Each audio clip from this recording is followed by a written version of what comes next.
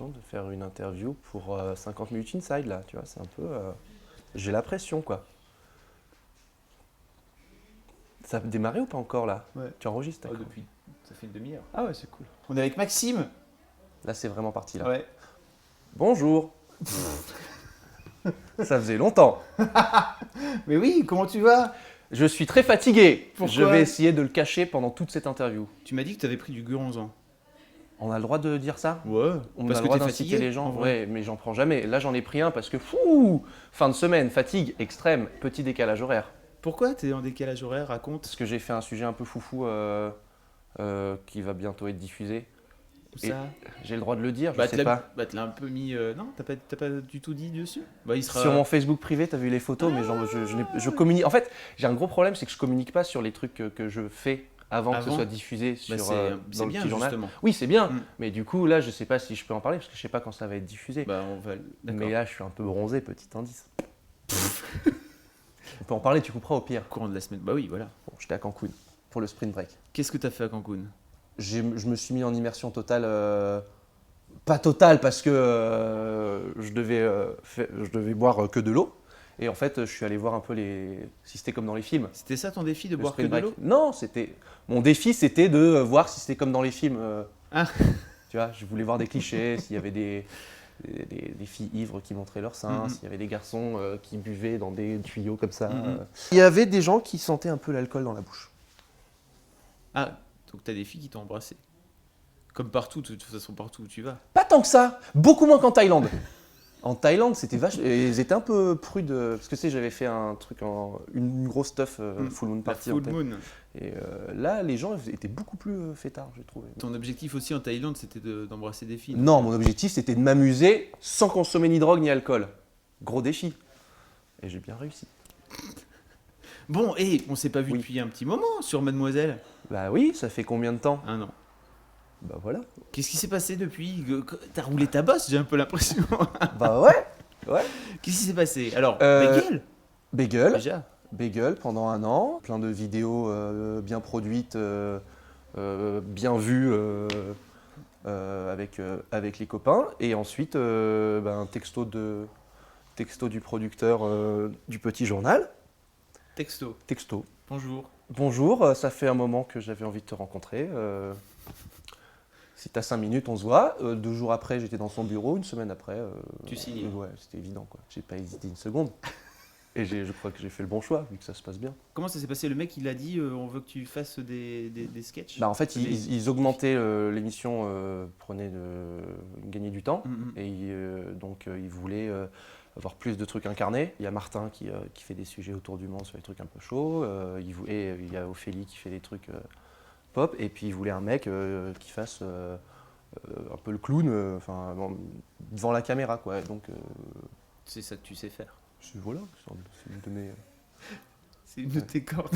Oui, un truc. Oui, je dis bon, oui, ça devrait aller. Bon, et tes débuts à la téloche, alors ça donne quoi? J'étais méga stressé parce qu'il fallait que je continue à plaire aux gens qui me suivaient avant et les gens qui me connaissaient pas, il fallait que je leur plaise. Et donc entre juin où je sais que je vais travailler en septembre dans le petit journal, j'étais en méga stress et j'ai eu une chance incroyable. En fait, mon premier sujet c'était Raconte. je suis allé à Néchin pour voir Gérard Depardieu pour lui offrir un truc, pour lui offrir un cadeau de crémaillère. Et donc c'était super risqué, enfin super tendu parce qu'on avait zéro accès et on était devant une grille comme tout le monde en fait. Mais au bout de 6 heures de négoce, il nous laisse rentrer, donc on a une super séquence avec lui. Et après, j'ai un gag de ouf avec un Chinois que je trouve par hasard. Et je lui fais une blague sur le fait, je lui demande comment on appelle les gens de Néchin. Et il me dit, oh, il est né chinois, et le mec est chinois. Et c'est complètement improbable parce que c'était à la fin du tournage et on devait rentrer, on venait d'avoir Gérard Depardieu, on devait rentrer à Paris. Et là, putain, dans la voiture, on croise un mec. Enfin bon, bref, truc complètement improbable, mais ce qui fait une méga séquence. Et toi, tu l'arrêtes, tu t'arrêtes la voiture et tu dis. Comment ça s'est passé bien vu. exactement? On n'avait pas bouffé parce que on était en tournage. Stress et tout. On trouve une boucherie, on s'arrête. La boucherie est fermée, on tape quand même à la porte. Donc déjà, tu vois, plein de circonstances improbables, quoi. Donc on tape à la porte, le mec ouvre, boucher super gentil. On dit ouais, vous auriez pas n'importe quoi pour qu'on puisse manger un peu, on a la dalle. Et le mec nous dit ok, bah, je vais vous faire 3 sandwichs, pas de problème, restez 5 minutes. Et donc là on attend, la porte se referme. Et là la porte se rouvre, c'est pas le boucher, c'est le fameux monsieur qui sort de nulle part et qui a un méga accent chinois et qui est super rigolo et tout. Et je fais oh, et on avait tout débranché quoi. Et je fais ah, s'il vous plaît, est-ce que ça vous dérange pas, on fait une petite séquence. Au début le mec était un peu timide et puis après je lui ai expliqué, il a joué le jeu et c'était trop cool. Et donc super improbable. Et ça a fait une putain de séquence super drôle qui a plu aux gens dès ma première. Et donc ça m'a mis à l'aise pour ensuite faire la suite. Et maintenant ça va. C'est vrai que tomber sur Depardieu, c'est ouf de tomber sur Depardieu à ce moment-là en fait. Bah ouais, enfin l'événement il était là, donc il faisait sa crémaillère, mais on n'avait pas le droit de rentrer. Et on a négocié pendant des heures et finalement on a eu une petite minute avec lui et il a joué le jeu et c'était trop cool. Comment ça se passe depuis Je peux avoir un verre d'eau, s'il te plaît? Carrément. Ça te dérange pas? Non. Oui. La bouche un peu pâteuse. Ah ouais, un petit peu.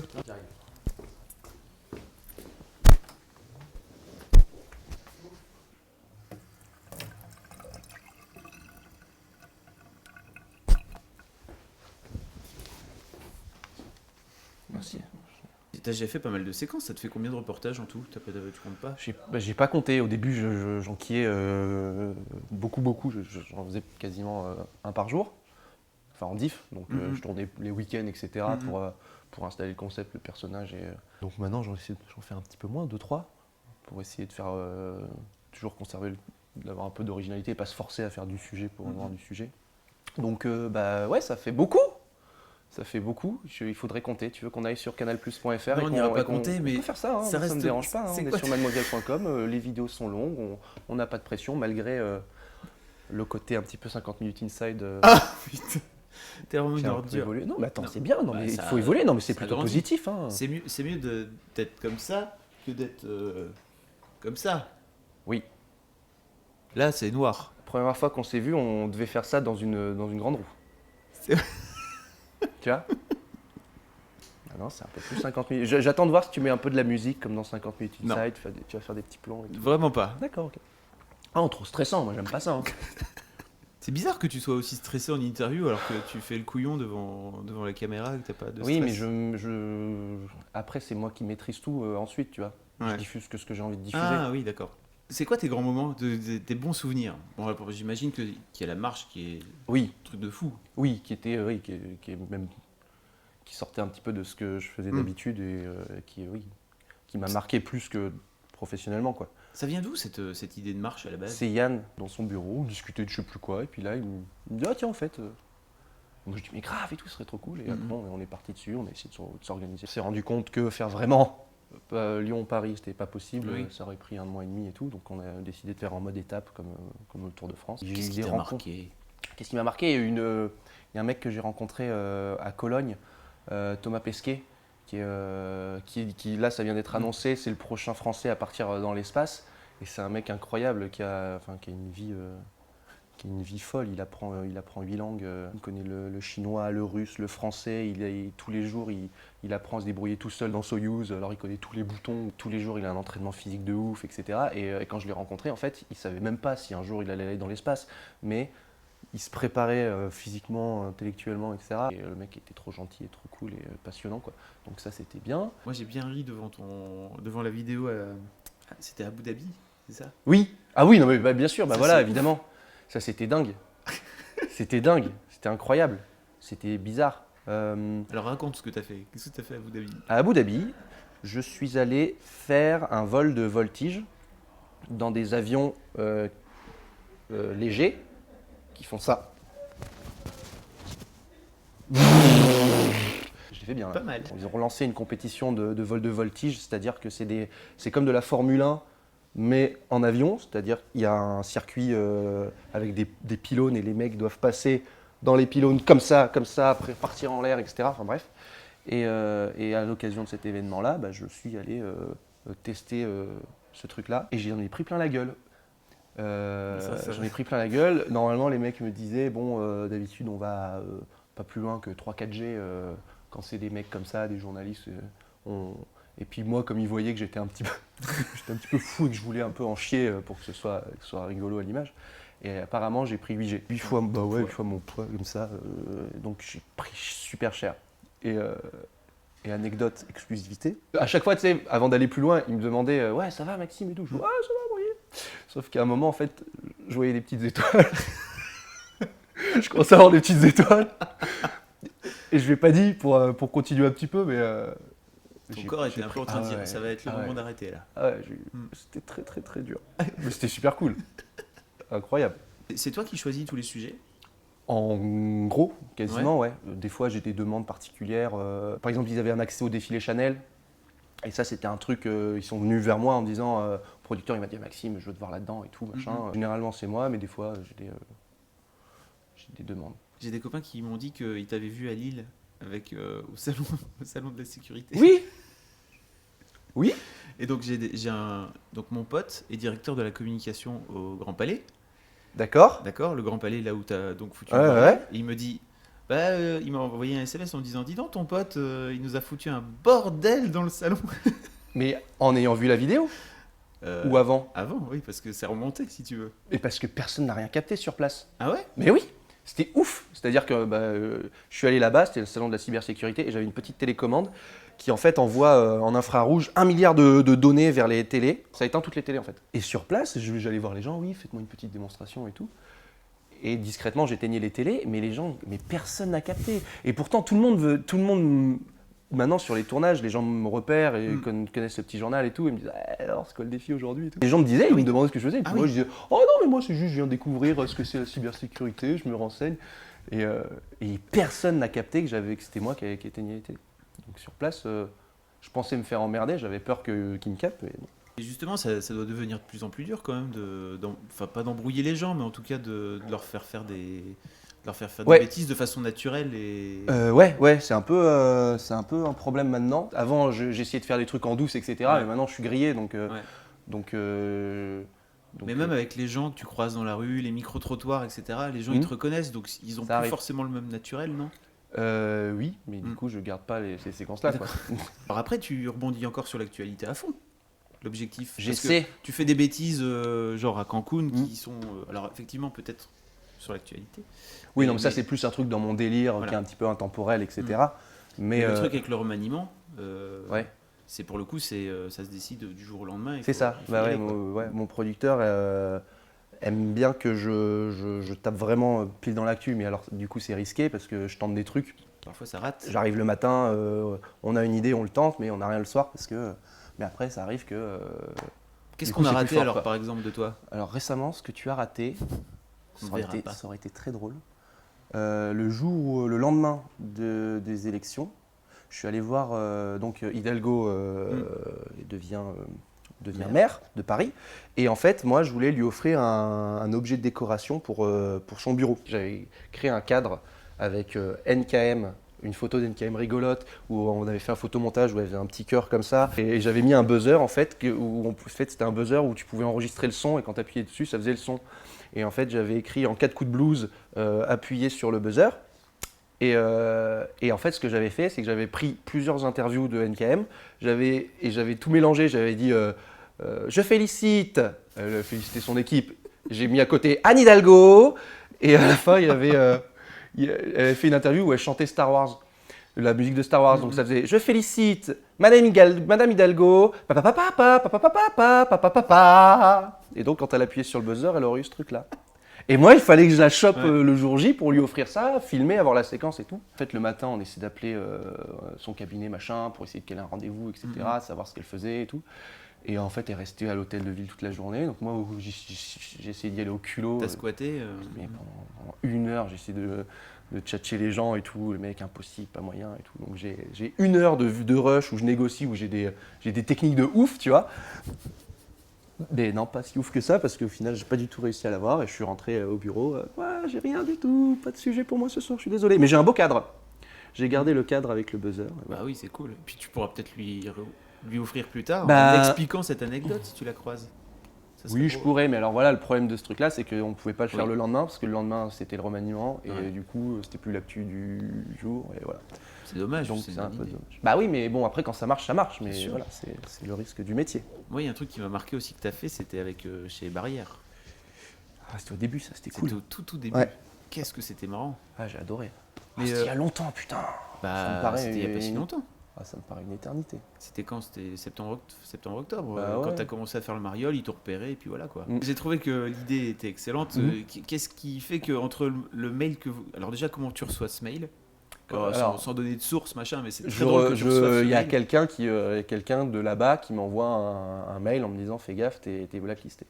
Donc moi je reçois ce truc-là, je suis merde putain, parce qu'en fait à Deauville, il y a eu des gens qui n'ont pas été accrédités pour le festival et donc tu avais 4 chaînes qui étaient interdites d'accès où ils disaient ces personnes-là ils n'ont pas le droit de filmer, etc. Ils n'ont pas d'accréditation. Et pour moi, il y avait Maxime Muscat du Petit Journal, on n'a pas accepté son accréditation et ils mettent une putain de photo. Donc je suis le seul en mode wanted quoi. Et donc je trouve ça drôle, j'envoie ça, c'était un samedi en plus que je reçois le truc. Et on avait donc annulé le tournage qui était censé être le lendemain. Et moi j'étais à Lille pour la braderie de Lille, je me souviens. Et donc je reçois le truc, j'envoie un mail, un MMS à ma production, en leur disant putain, c'est chaud et tout, vous voulez pas qu'on joue là-dessus? Et ils m'ont fait ouais grave et tout. Et donc on a recalé un tournage. Après on a rappelé une équipe de tournage et on est parti essayer de s'incruster quand même là-bas. Et jouer. Je me suis un petit peu relissé les cheveux comme j'aime bien faire. Jean-François Lapiche. Jean-François Lapiche. Et c'était très cool. Voilà. Bon, c'est quoi tes prochains trucs? Tu sais pas encore en fait, en vrai. Bah non, parce que je t'ai dit, si, il y a le seul truc que je peux espérer, c'est Cannes. Je pense que j'espère que je vais pouvoir trouver une bonne idée pour pouvoir y aller. Mais après, je sais pas trop quoi. Qu'est-ce que tu vas faire de plus Ouais, enfin, ce qui sera bien avec Cannes, c'est que par rapport à ce qu'on avait fait, t'auras les entrées. J'aurai les entrées, mais ouais. Mais tu seras peut-être déjà. Non, mais là, je vais essayer, ouais, parce que. Donc, le truc, c'est qu'à Cannes, effectivement, j'ai déjà fait plein de trucs différents, avec toi, avec Europe1.fr à l'époque, avec Cyprien sur NRJ12 à l'époque. Donc là, j'aimerais bien jouer sur la force du Petit Journal pour pouvoir avoir un truc un peu différent encore. Tu sais déjà ce que tu as envie de faire après ou pas? Après le Petit Journal. Tu continues l'année prochaine? C'est déjà. J'en sais rien du tu tout. Sais pas tu sais pas ce que je fais dans 2 semaines, en septembre, je sais pas non plus. J'ai envie de faire toujours plein de trucs, quoi. Là, cette année, je me concentre vraiment sur des reportages un petit peu en mode culot et tout, mais ça me manque un peu de faire des trucs un peu fictionnés. Ça, c'est un truc que je vais avoir envie de refaire bientôt. Et après, on verra. J'aimerais bien faire de la radio aussi un petit peu. Ah ouais? Ouais. Pourtant, pour le coup, c'est vraiment pas le même, c'est pas le même délire. Un peu, juste pour rigoler. Mais donc, ça veut dire quoi? Faire des reportages, Non. En audio? Non. Ou de la radio, de l'animation radio? Ouais, je sais pas. Parler dans un micro. Non, bon, bref, mais non, j'ai envie de. Non, mais c'est marrant cette histoire de radio parce que pour le coup, ça a vraiment. Enfin, je pense que ça a vraiment rien à voir avec. Mais on avait fait un pilote. Non, mais après, je te dis, c'est une idée comme ça, mais Ouais. on avait fait un pilote avec les potes du studio Bagel. Je sais plus, il y avait Kevin, il y avait Kemar, il y avait Jérôme, et on avait fait une sorte d'émission de bande où, tu vois, avec des petits thèmes. Et on s'était trop marré à faire ça, quoi. C'était super cool. À quand Maxime Muscat au cinéma? On commence à m'envoyer des trucs. Ah ouais? Ouais. On t'envoie quoi comme rôle? Et bah pour l'instant, pas ce qui me ferait aller. Qu'est-ce que tu voudrais? C'est le moment de passer un message. Qu'est-ce que je voudrais? Comme rôle, ouais. Je pense pour commencer quelque chose qui se rapproche un petit peu de l'univers que je développe en ce moment. Mais bon, faut que ce soit béton, quoi. Petite dernière question. Oui. T'as fait un ni oui ni non Barbichette? Petit journal. Ouais, au Petit Journal. J'en ai fait un avec Ramsey. Ouais, t'en as peut-être fait d'autres qui n'ont pas été diffusés? Non, après j'ai fait. Après, en fait, pour Johnny Oxville, en fait, ce qui s'est passé, c'est que je voulais faire un ni oui ni non Barbichette avec lui. Et le mec, super relou. Ouais, non, on me touche pas. Je deviens super vénère si on me touche et tout. Pose-moi tes questions, fais un junket normal. Et moi, j'étais trop. J'ai dit, bah non, moi je suis venu pour faire un truc un peu, tu vois. Et donc j'ai réussi à négocier le coup du. En fait, on a fait un ni oui ni non casse-bonbon, quoi. C'était, on se balançait une boîte de bonbons entre les jambes. Et donc un vrai ni oui ni non Barbichette, j'en ai pas refait. Mais les gens me demandent, veulent en faire avec moi, hein, donc moi ça me va. Les gens dans la rue, ils veulent. Ouais. Enfin dans la rue, dans les bars aussi. Mais tu leur mets des claques? Mais non, je refuse. Je leur dis, faites-moi une démonstration avec quelqu'un d'abord, et si je vois que vous avez vraiment un niveau intéressant, on va peut-être pouvoir y aller. Mais non. Ils sont tous nuls. Ils sont pas à ton niveau. Mais tu mets des claques vénères en plus. T'es bâtard un peu. Mais Ouais. c'est ça le concept, quoi. C'est qu'après, du coup, t'as vraiment envie de te venger. Et moi, mais j'accepterais d'en prendre une 10 fois pire que celle que je mets, donc il n'y a pas de problème. Avec qui tu voudrais faire un ni oui ni non barbichette? Chabal, alors. Tu vois, un mec bien vénère ou Joey Star. Joey Star. Ah, Joey Star, ça serait un. Mais je me chierais dessus. Hein. ça serait trop drôle. Ouais. À une époque, je voulais faire Michael Youn parce que lui aussi, Mm. j'imagine trop faire parce que c'est son délire aussi. Donc, Merci Maxime. C'est fini, non, c'est pas fini là, je commence à être à l'aise. Allez, Bah, on repart à comment ça, zéro. tu commences On à être refait à tout, l'aise? On refait tout. Pourquoi? Parce que je fais une interview par an, moi j'ai pas l'habitude, je suis pas à l'aise, donc là Bah, maintenant on refait. T'as fait plein d'interviews là, arrête tes conneries. D'où Bah, moi je te vois dans les magazines sans arrêt. Ah ouais, j'ai fait quoi comme interview? Bah, j'en ai vu plein. Non. Si. J'ai fait Nice Matin, Ouais. d'accord, donc ça c'est un truc, et avant j'avais fait Le Figaro en septembre. Non, Interview mais. vidéo. Non, mais je t'ai vu dans plein de papiers, plein d'articles Ben sur oui, toi mais je où parle tu pas. dis des trucs. Mais c'est pas moi. Ils repiquent des. Une fois, ils ont repiqué l'interview qu'on avait fait ensemble. Ah, Ouais, où ils parlaient, ils me disaient, ouais, ils parlaient de plein de trucs que j'avais dit que dans ton interview, donc ils ont repiqué les ah infos d'accord. et ils faisaient croire que c'était une interview, et en fait non, je donne pas de. Ah, ok, donc tu. Enfin, Très peu. Très très peu. Et c'est pour ça que maintenant, on va recommencer à zéro. Tu vas me reposer les mêmes questions. Et maintenant, je commence à être à l'aise et on y retourne. Alors, première question, c'était quoi? Comment ça, Maxime? Ça va. Je suis un peu bronzé. Pourquoi t'es bronzé? Parce que j'étais à Cancun. Ah merde, je voulais pas le dire. Ah Quel con. Il y a d'autres trucs que t'as pas fait? Ouais, Ah. Ah, t'as l'air content. Enfin, t'as l'air content, mais donc j'ai déçu failli sans faire doute. une garde à vue. Ça, je sais pas si je peux en parler. Bah, c'est pas grave. Pourquoi t'as enfreint la loi? Alors, je t'explique. On verra si on regarde. Le jour de la circulation alternée, Ouais. je voulais faire une séquence où je me faisais arrêter pendant un contrôle avec une voiture qui avait, Ouais. qui avait le mauvais panneau, qui avait la mauvaise plaque.